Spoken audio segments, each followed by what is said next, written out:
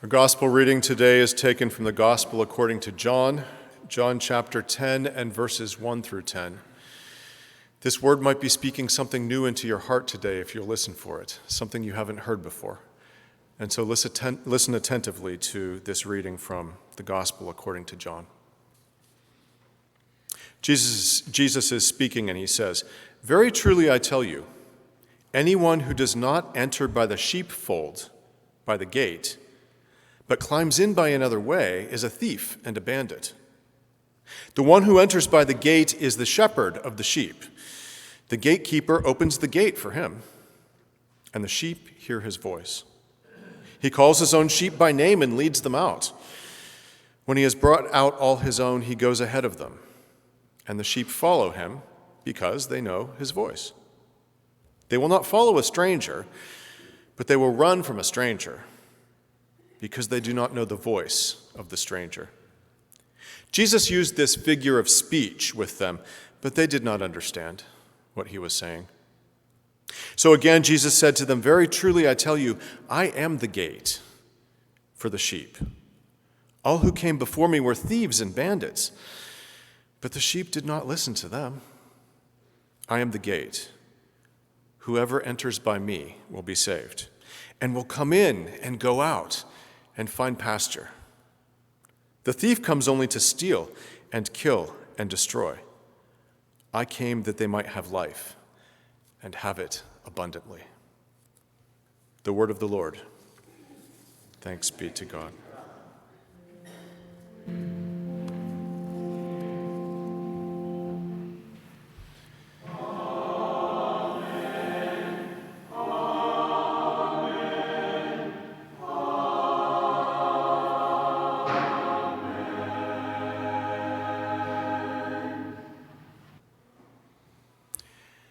I am the door, Jesus says in the Gospel of John. Otherwise said, I am the gate. Gates, doors, entrances. What else can you call them? Apertures, portals, exits, egress, I don't know. You got an English teacher on your hands here. I'm the door, I'm the gate. I think that of Jesus' famous 7 I am statements in the Gospel of John, this might be the least popular, the least well-loved, the least well-known. That's too bad because I think sometimes we need a door. I think sometimes we get stuck inside these little rooms of our minds and our feelings and our hurts and our memories. We get stuck, and it would really help if we had a door to let us out of the places where we get stuck, the memories, the fears. We get locked inside our imaginings and our dreads, and it would be really nice sometimes if somebody would just show us the door so we could exit onto something bigger, something better, something more. I am the gate, Jesus says. I'm the door. Which is to say, I provide escape from the smallness and the stuckness for which you have been settling for far too long. I am the door. I'm the way out. And then he goes on to say with these 3 very beautiful verbs, he goes on to say, my own will hear my voice, and they'll come in and they'll go out and they'll find pasture. Come, go, find. These are words of discovery, aren't they? Words of hope. Let's think about gates this morning. Let's think about doors. You know, living in a city like Pittsburgh, you see some pretty magnificent doors here and there. Doors to public buildings. I don't know if you have been in the sacristy, otherwise known as the flower room of our church, but framed on the wall above the sink is a poster that is called the Doors of Pittsburgh. And it's got these ornate doors, all different kinds of doors in the city of Pittsburgh, probably from the 1980s. Wooden doors, iron doors, double doors, glass doors, doors with fancy windows, doors tall enough to ride an elephant through, and quaint little doors that could belong to a hobbit. Dutch doors, French doors. You know, if you've ever been to my house, the front doors are this odd set of double doors with one knob in the middle and an ancient doorbell that only one person in the history of our 13 years there has ever figured out how to ring. Other than me, I had lots of time to learn. If you've ever been to the East Liberty Presbyterian Church in the city, you know that it's got those big front doors that look like they were built to withstand a peasant's uprising. Not that the good folks at that church would love that image. It's a really lovely congregation. They just meet behind some kind of scary doors. It was built by the very rich and sometimes slightly unscrupulous Mellon family, and they're buried beneath its marble floors. And that congregation, East Liberty, has worked hard to cast off its old, I would say, hoity-toity image that it once had, and to welcome people of all kinds in through its doors. And it's one of the few truly racially integrated congregations I know in this city. But if they really wanted anyone to feel comfortable coming into their church, they might not have built it to look like a medieval fortress, the kind of thing that keeps people out.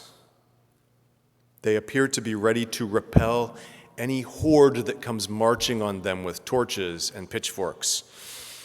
They're a good church, but the majesty of their building could be intimidating, a little scary, actually. Those big doors, if you've seen them, they're at least 3 inches thick and they're banded with iron, black iron. The place is defensible, even if the words above those doors are, "Come unto me, all ye that labor and are heavy laden." A door sends a message, doesn't it? Some doors look like they're drawbridges. They don't have windows. They're strong. They're big. They seem to say, beware, keep out. This place, not for you. Go someplace else. Go knock on another door. You're not welcome here. Some other doors seem to call out from where they stand, hey, over here. Let's be friends. Come knock on me. Come on in. We can be friends. They're brightly colored with clear glass and windows above them or beside them.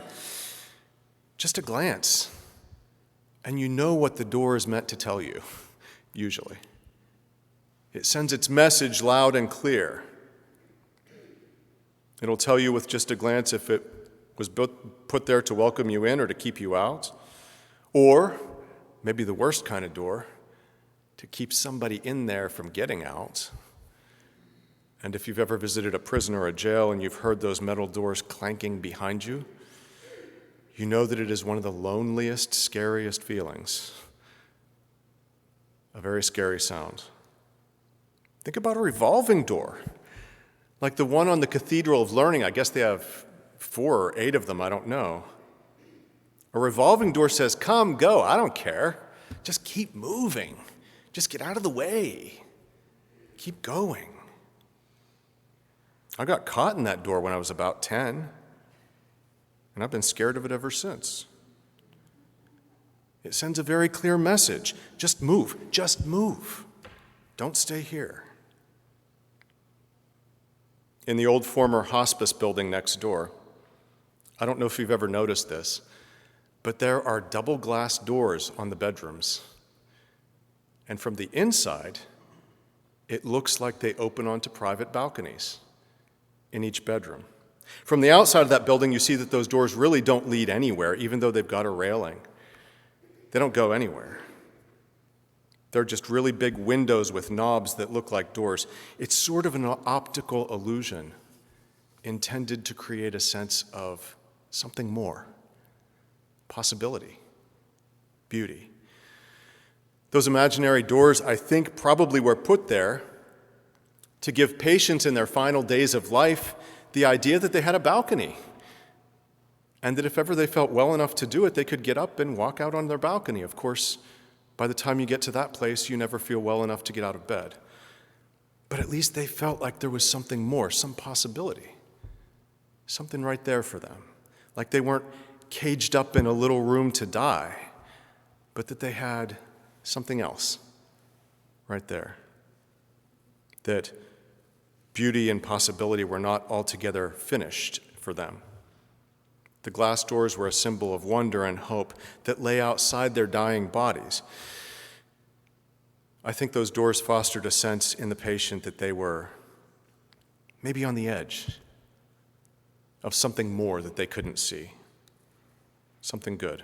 I think it was a stroke of architectural genius to put those worthless doors that went nowhere in those bedrooms, because they gave people an idea about their own lives, a sense of the depth. Think about a significant door in your life. A real one, a figurative one. Gates, doors. They can go in several directions. They can welcome or they can exclude. They can protect or they can contain. They can set free or they can imprison. What could Jesus mean when he says, I'm the gate, I'm the door? Maybe you know that the Gospel of John is not like the other three Gospels. In John, Jesus is not afraid to make big claims about himself. Now, in Matthew, Mark, and Luke, Jesus stays pretty low-key. He doesn't say much about himself. He mostly wants to talk about the kingdom of God. But in John, which is the least old of the Gospels, we encounter a Jesus who makes frequent claims about himself, very bold claims of his own divinity, for example. And he seems to almost needle the religious leaders in his days by using the words, I am, over and over. And of course, if you know your Bible, you realize that I am bears echoes of that name that God gave to Moses at the burning bush, a name so holy that you weren't even allowed to say it. But here was this upstart religious influencer. I just learned that word. This upstart religious influencer applying the I am name to himself. Jesus has 7 great I am statements in the Gospel of John, and you probably know some of them. I am the bread of life. I am the true vine. I am the light of the world. I am the resurrection. I am the good shepherd. And he gets a 3 for one of them. 3 for 1. I am the way, the truth, and the life. But then he says, I'm the door. I'm the gate. And that one doesn't catch our imaginations quite as much as the others. I think it's the least beloved of all of them because the other things, bread, life, light, way, these are all definitely good things. These are all things we like to have in our lives. But doors, a door can be good and a door can be bad. A door might slam in your face. A door might lock you inside. Pardon the pun, but a door could swing either way. It could open for you. It could close for you. It could set you free or it could imprison you. I'm the gate. I'm the door. And yet it's pretty clear from the rest of what Jesus says here that he sees the gate or the door as a freeing thing, a thing to let you out of the place where you're stuck. For he says that his sheep will come in and go out and find pasture. Come, go, find. Such beautiful words, such hope-filled words. In other words, Jesus refers to himself as the freeing door of possibility in the blank walls that sometimes contain us. He's the passage. He's the way out. We get stuck. You and me, we get stuck. We get stuck in rooms without doors, and God help us, sometimes rooms without windows. We get stuck in our way of thinking, our way of feeling, our way of relating to people that we love and people we don't love, our way of doing what we do. We get stuck in our worries, stuck in our fears. And they form around us and they look like blank walls with no place out, no way out. We get imprisoned inside our worst selves. But throughout the Gospel of John, Jesus is always saying, do not be afraid. Do not be afraid. When you find yourself stuck inside the prison of your mind or a cell block of your heart, I'm the gate. I'm the door. You know, sadly, I think down through the centuries of Christendom, Our doors have been used as much to exclude people or to imprison people as to open them onto the new possibilities for their lives and for our world. And that's what our doors ought to be doing, opening people onto their own unique callings, their potential. They ought to be opening up onto bright new possibilities in people's lives.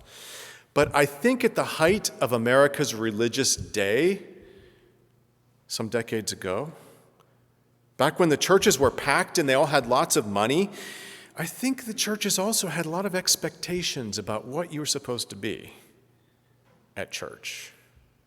What kind of person you were supposed to be. You were supposed to conform. You had to act a certain way, look a certain way. You had to fit in. You know, you were expected to have some kind of church affiliation back in the 19th and most of the 20th century. Respectable people could always tell you what church they belonged to. You didn't have to be very religious. You didn't have to be very devout, but you had to have a church, just so that you could drop a nice churchly name whenever it was called for. Churches were good places to find meaning, yes, but they were also good places to make, business connections. Good places to be seen. Good places to show off your best clothes. Good places to earn credit as an ethical, good-hearted human being. I recall in the church I grew up in, as recently as the 1980s, a member of that church ran for public office, and he claimed on his TV ads that he was a Sunday school teacher, despite the fact that we only ever saw him at Christmas. You don't have to do that anymore. Nobody cares anymore if you're a Sunday school teacher. But back in the day, it was helpful to be seen as at least moderately religious. And a church person was expected to be patriotic, and you were supposed to add some value to the community by holding down a job, or maybe, better yet, having a profession. Ideally, nobody ever would have said this, but I think it was kind of implied. You were also supposed to be married, and you were also supposed to have children. And church and society might make you feel like slightly less if you didn't. Church represented all of society's highest ideals, standards, and aspirations. I shaved my head because I was going bald. And then I had to grow a beard to go with the shaved head because I looked like Uncle Fester. But back in those days, you could not be a pastor with a shaved head. You could not be a pastor with a beard. It wasn't done. In those days, if you didn't have a profession and you only had a job, or if you got divorced, or if you had a past, or if you struggled with addiction, or if you struggled with debt, well, of course, there's still room for you in the church. You're still a child of God. But doors might silently start to close around you in the church.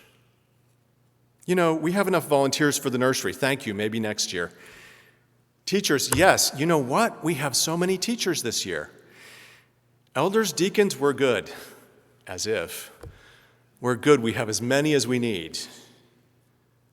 Worst case scenario, I knew of a few situations before my time when people would receive a nicely worded, polite letter from the minister suggesting that you maybe stop taking communion until you get your house in order. Can you imagine? Can you even imagine? I was excluded from communion once in Africa when I did not bother to appear before the session to be given a token to take to the communion table, granting me admittance, which was the way they used to do it many years ago. It was called fencing the table. You had to come the Saturday before the Sunday of communion, which only happened 4 times a year. And you had to talk to the session about your spiritual life. Mostly, I think they wanted to know if you were, how your stewardship life was, if you were giving to the church. But after that, after being turned away from Christ's feast of welcome for all people, I did not go back to that table. I didn't go back until I got back to America, where I didn't have to go before the session. It's not supposed to be that way. The church's doors are not meant to keep the wrong people out. They're meant to free us all from the doorless places where we get stuck inside ourselves, inside our groups, inside our ways of thinking and feeling and being. The ironic thing about faith is that it is at its worst when it guards the doors of anything, really, of power mostly. When will people learn that faith and power do not mix? Jesus never intended his followers to conquer the Aztecs or to impose their religious opinions as the law of the land. This was not Jesus' desire.